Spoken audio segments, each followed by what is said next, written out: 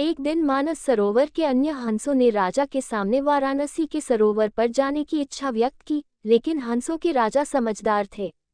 वह जानता था कि अगर वह वहां गया तो राज उसे पकड़ लेगा। उसने सभी हंसों को वाराणसी जाने के लिए मना किया, लेकिन वे नहीं माने। तब राजा और सेनापति सहित सारे हंस वाराणसी की ओर उड़ चले। हंसों का झुंड जैसे ही उस सरोवर पर पहुंचा, शेष हंसों को छोड़कर प्रसिद्ध दो हंसों की शोभा देखते ही बनती थी।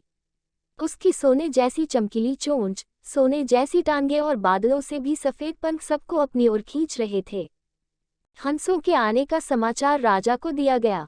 उसने हंसों को पकड़ने की एक युक्ति सोची और एक रात जब सब सो रहे थे तो हंसों को पकड़ने के लिए एक जाल बिछाया गया।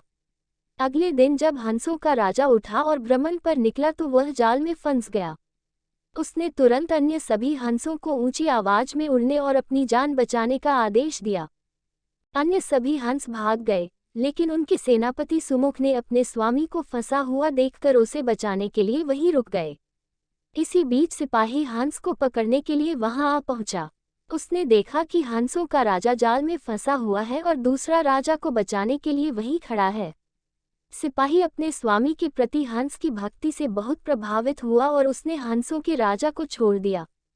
Hansam ka raja budimana honki satha satha duradasi bita, usan soka ki yadi raja ko patakala gaya ki senaka use horakara kala gaya hai to raja use michudanda avasya diga, fira usan sapahi shay kaha ki tumahama mapain raja ki pasala kalo. Yaha Sunakara Sapahi Usapain Satha Rajadarabara Mem Lagaya, Donam Hansa Sapahi Ki Kanthe Para Baitha. सिपाही के कंधे पर बैठे हंसों को देखकर सभी सोच में पड़ गए। राजा ने इसका रहस्य पूछा तो सिपाही ने सारी बात सच सच बता दी।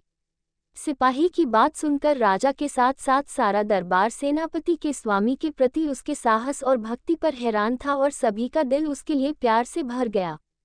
राजा ने सैनिक को क्षमा कर दिया और आदरपूर्वक दोनों हंसों से कुछ दिन और रहने का अनुरोध किया।